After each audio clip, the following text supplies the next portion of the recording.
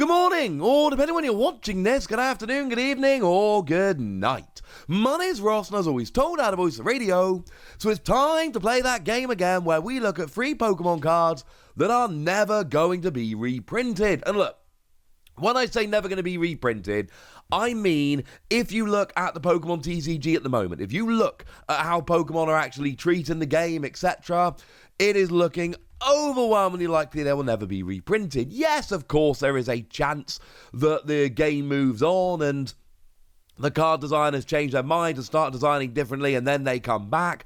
But as it stands at the moment, these cards, they ain't coming back, ladies and gentlemen. They ain't coming back. Now, last time round, when we last did this, one of the ones we chose was Double Colorless Energy. And I had a lovely comment from the lovely Mad Pulls. Double Rainbow Energy is higher on the never getting reprinted list than Double Colorless Energy.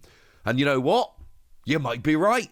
Let's start there. Although I will say, as a nice little side note here, since we did the previous video, we've actually seen the reveal of Double Turbo Energy, which is another version of Double Colorless Energy, but the damage you do when it's attached is 20 less, i.e. it's another weaker version of Double Colorless Energy, and is actually more proof, if anyone needed, that Double Colorless Energy is not coming back. But today we're not talking Double Colorless Energy, we're talking Double Rainbow Energy. And Double Rainbow Energy, frankly, is an absolutely ridiculous card that I actually want back. Now, Double Rainbow Energy is a little bit wordy, but basically it can only be attached to evolved Pokemon, not including Pokemon EX, so essentially single prize Pokemon. That was what double prize Pokemon were back in the day. And it's any 2 energy, but any damage you do is reduced by 10. So it must be an evolved single prize Pokemon, and the damage you do is reduced by 10. And although I think this should come back, because it would give a really handy hearty bonus to single prize decks, it really doesn't look like it's going to. I mean, we're in a world where Double Turbo Energy reduces damage done by 20, and Double Rainbow Energy is better than that. And if we look at the kind of cards we've had recently along these lines, it's just not the same. I mean, we could sit and compare this to Rapid Strike Energy. And Rapid Strike Energy isn't 2 of any color energy. It is 2 water or fighting only, and only when attached to a Rapid Strike Pokemon. So, Pokemon are fine with doing the multiple energy in one card, but that's a lot more restrictive. Double Rainbow Energy worked really nicely on any Pokemon that was single prize evolved.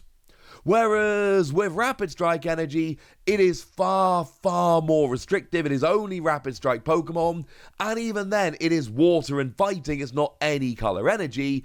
It is, I think it's fair to say, significantly weaker than we saw with Double Rainbow Energy. We did see Super Boost Energy, which was a while ago now. That was an Ultra Prism that has since rotated. And that was actually 4 of any energy, so it was like a double Rainbow Energy.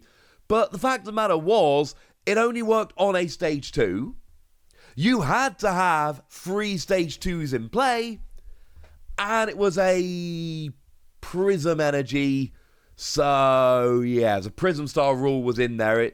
It was 1 in your deck. So although it was actually better than Double Rainbow Energy, it was more awkward to use, and it ended up being a bunch more restrictive. And this is kind of my point here.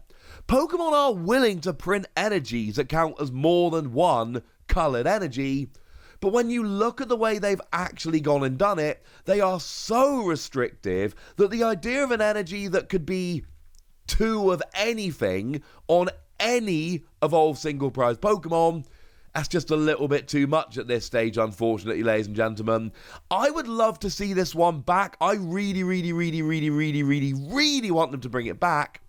But it just doesn't seem like it's going to happen. I mean, we could look at another example of Counter Energy, which was 2 energy, but when attached to a Pokemon that was a non-GX, non-EX, it was actually very, very similar to Double Rainbow Energy, but that was a while ago now, and like I say, since then, they have just been printing more restrictive cards. It's a little bit sad, ladies and gentlemen, but that's the way it is. Shout out to Mad Pools for the suggestion on that one. Now, one that Pokemon have been signaling from very high that is not coming back is Versus Seeker. And when I'm talking through in these videos about cards that aren't coming back, I'm trying to stay away from my own personal opinion that they're not coming back, and I am trying to look at exactly how Pokemon are designing cards and the messages that they're giving us when designing cards.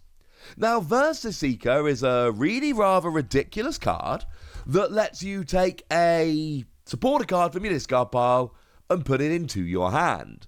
And it's actually been printed a couple of times before. This is not a one and done card that they printed it and it's a bit of a mistake, maybe we won't do that again, because Versus Seeker came around way back in Fire Red and Leaf Green, and then was printed a couple of times more recently, including in Phantom Forces. And actually the most recent version of it was in Roaring Skies. That was the gold version of it. But regardless, we're talking about a card which came around a few times, but it's been a few years since we last saw it.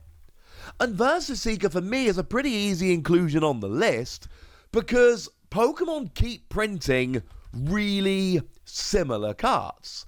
So over in Chilling Reign, we got Welcoming Lantern, which lets you put a single strike supporter card from your discard pile into your hand. Now, if you want to get single strike supporters, this is actually really good and lovely. But in a world where Versus Seeker is coming back, Welcoming Lantern is...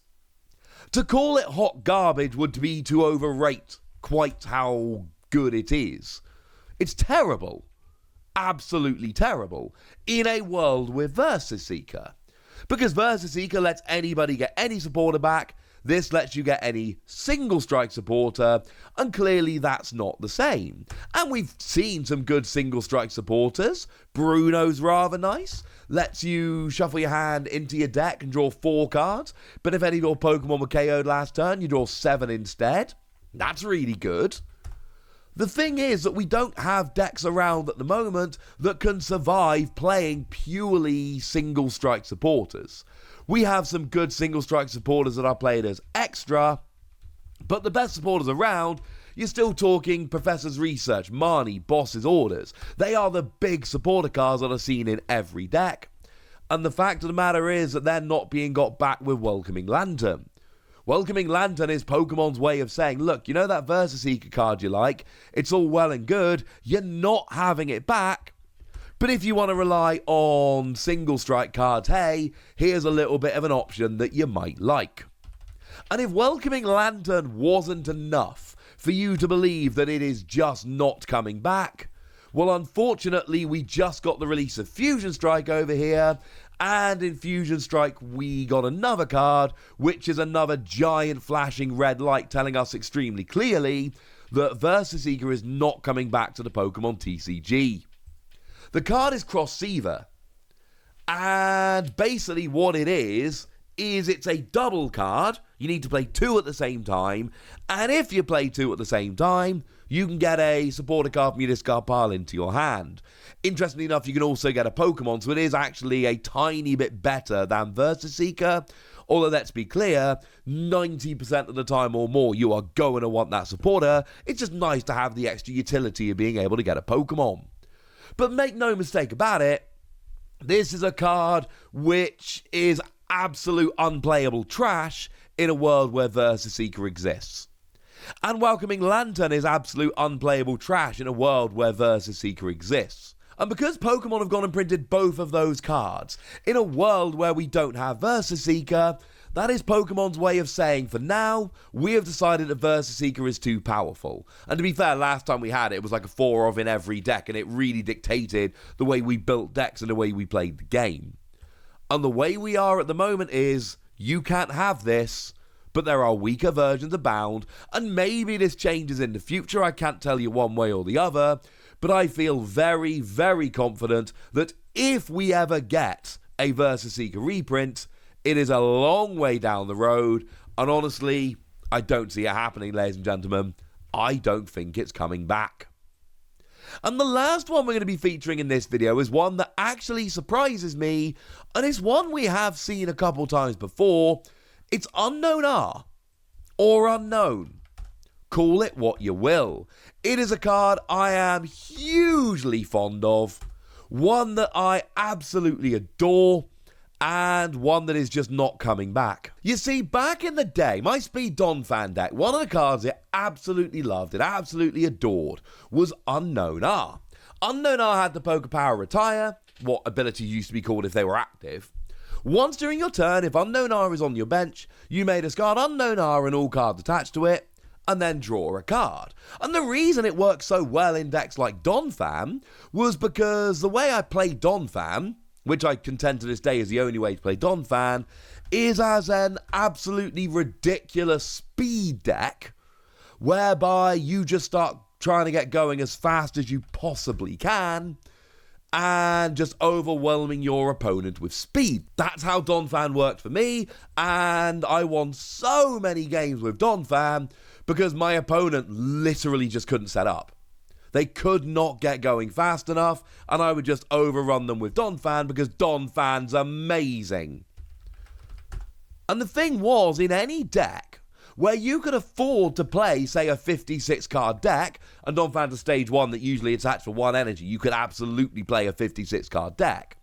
Essentially, the way you would play it would be to make the deck as streamlined as possible, play a whole bunch of speed cards, and go from there. And Unown R was an amazing speed card. And then we got Unown coming back in Ancient Origins, and it was Unown, not Unown R, and it was called Farewell Letter, not Retire, but it was the same ability. Once during your turn, if this Pokemon is on your bench, you may discard this Pokemon and all cards attached to it to draw a card. And that was amazing in decks like Vespiquen, for instance, where the goal of the deck was to get as many Pokemon in the discard pile as possible, because of course this would both do extra damage with Vespiquen and draw you a card. It was amazing. The thing is, one of the cards we just got in Fusion Strike was the new Pyukumuku, with the phenomenally named ability, Picture Pyukumuku.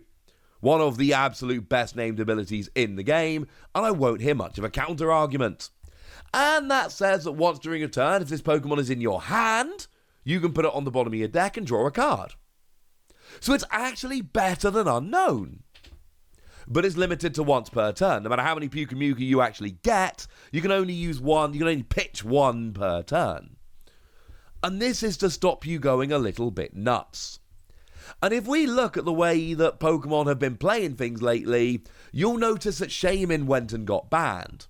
Why did Shaymin got banned? Too much speed. And we're fine with a bit of speed, but Shaymin was a little bit over the top speed. And that's kind of where Pokemon are going. Pokemon don't want decks that set up so fast they can overwhelm the opponent. And I don't mind telling you that I once won a 3-round Battle Road, League Challenge it would be nowadays, in 4 or 5 turns. Because I won round 1 in 1 turn, I won round 2 in 1 turn, and round 3 it took me 2 or 3 turns, I forget exactly. I won a 3-round tournament in like 5 turns with my Donphan deck, because it was that fast. And Pokemon don't want that. Pokemon have made it very, very clear that decks that don't give your opponent a chance to play the game, that is where their bans are going to go. Shaymin went and got banned and expanded because it led to decks that were frankly too fast and could overwhelm your opponent and end up winning before your opponent even got a turn. And Pokemon have been super, super clear that that is not how they want the game to be played. That is not where Pokemon want to go. And that is where Unown could lead you. Because we got so many Pokemon recovery cards. I know you can only play 4 Unown in your deck, you can play more. And Pyukumuku almost seemed like an apology. Like they gave you a slightly better version of the ability, but they did so on the understanding that it's limited to once per turn. And I still think it's a good card, but it's going to give you an occasional tiny little consistency boost here and there. What it is not going to do is allow you to consistently just draw extra card after extra card after extra card after extra card. That's not how it's going to go. That's not how it's going to work. And that's why I think that Unown, despite the fact we've had it twice, is gone and really is not coming back, because I see no reason why Pokemon would give us something like Mewtwo, but then bring back Unown, which would be a way better card. And like I say, although I generally like to look at the actions of Pokemon and what they've done, let's not forget that Pokemon have been pretty clear. These kind of cards that are too fast and let you overwhelm the opponent before they've had a chance, these are cards that are going to end up gone. So there we go, ladies and gentlemen. Those are 3 cards which I'm fairly sure are not coming back, but I want to know what you think. So let me know in the comment section, would you? Go nuts! Be nice. I'm also fairly sure this video is going up on Christmas Eve, so any Christmas stories you want to share with me, pop that in the comment section, would you? Cheers. And then make sure you like this video, subscribe to this channel, follow me on Twitter at TheWasi, and Twitch for some live action at twitch.tv/PTCG Radio. If you want to support the channel, get some bonus podcasts and all that good stuff, head on over to patreon.com/PTCG Radio, where you can do exactly that. But by far the most important thing as always, look after yourselves till next time, would ya? Thank you very much for watching. My name's Ross, and you've been watching PTCG Radio.